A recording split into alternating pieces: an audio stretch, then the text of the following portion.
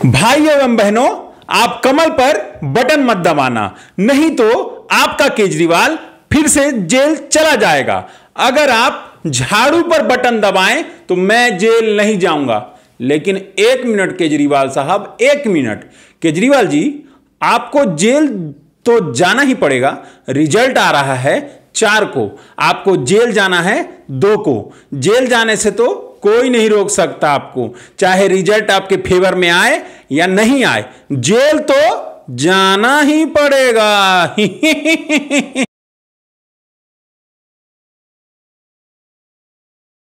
नमस्कार, मेरा नाम है राजेश सिंह और आप सभी का मेरे YouTube चैनल पे हार्दिक स्वागत है। 2 सीएम, एक दिल्ली के एक झारखंड के, दोनों भ्रष्टाचार के आरोप में जेल में बंद। एक ने कथित तौर पर जमीन घोटाला किया है, एक ने शराब घोटाला किया है। दोनों ने ईडी के मुताबिक भ्रष्टाचार के ही आरोप हैं। दोनों पर ईडी के अनुसार भ्रष्टाचार के आरोप हैं। लेकिन अरविंद केजरीवाल को आदरणीय कोर्ट ने प्रचार के लिए 21 दिन की पेरोल दे दी, लेकिन सोरेन को जमानत नहीं मिली। आखिर क्यों? चलिए बताता हूं। दिल्ली के मुख्यमंत्री, जिनको आदरणीय सुप्रीम कोर्ट ने राहत दी है, वो राहत सिर्फ 1 जून तक ही है। यह तो पहले क्लियर हो जाना चाहिए। 2 को उनको फिर से जेल जाना ही होगा। वो जो कहते फिर रहे हैं ना केजरीवाल जी कि अगर आपने झाड़ू पर बटन दबाया तो मुझे जेल नहीं जाना पड़ेगा, तो ऐसा कतई नहीं होगा। सुप्रीम कोर्ट ने उन्हें 2 जून तक सरेंडर होने को कहा है।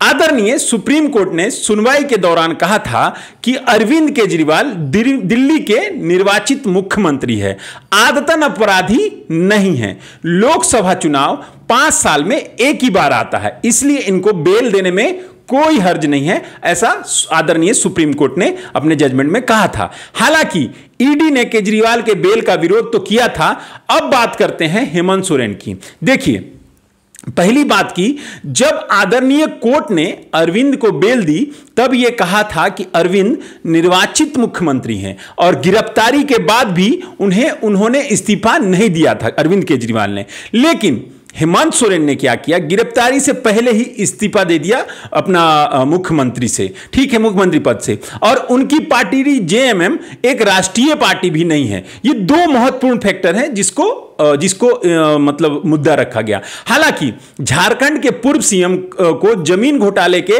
उस मामले में 31 जनवरी को ही गिरफ्तार किया गया था। उसी दिन हेमंत सोरेन के वकीलों ने गिरफ्तारी के खिलाफ हाईकोर्ट में याचिका डाली थी। तब आदरणीय हाईकोर्ट ने इस पर 28 फरवरी तक अपना फैसला सुरक्षित रख लिया था और हेमंत सोरेन को अगले 2 महीने तक जमानत नहीं दी आदरणीय हाईकोर्ट ने। इसी दौरान सोरेन के वकीलों ने ट्रायल कोर्ट में भी याचिका दायर कर दी। ये यहां पर बवंडर इन लोगों ने कर दिया। लेकिन आदरणीय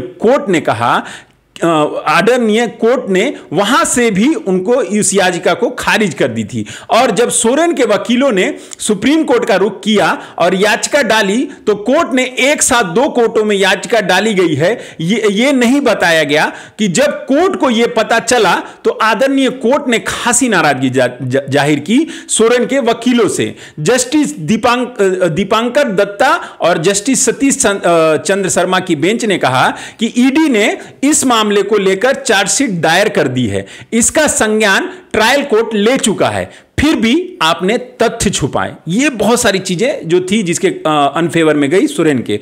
कोर्ट ने सोरेन के वकील सिब्बल जी को कहा कि अगर कोर्ट इस मामले के डिटेल में जाएगा तो आपके मुवक्किल को नुकसान हो जाएगा।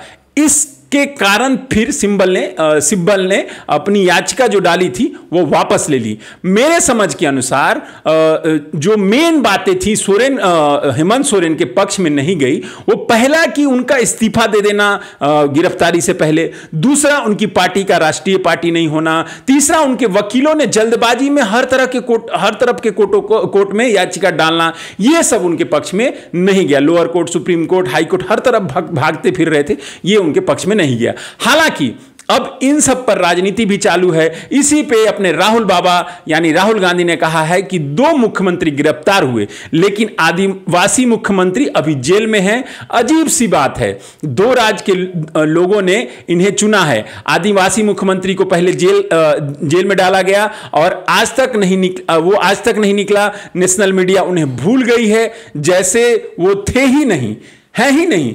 राहुल जी का कमेंट है ये। अब इस पर मैं क्या बोलूं, राहुल जी का कमेंट पे मैं बोलना अपने आप को उस लायक नहीं समझता हूं। आपकी क्या राय है कमेंट सेक्शन में जरूर लिखें। मिलता हूं नए वीडियो में, तब तक के लिए जय हिंद जय भारत।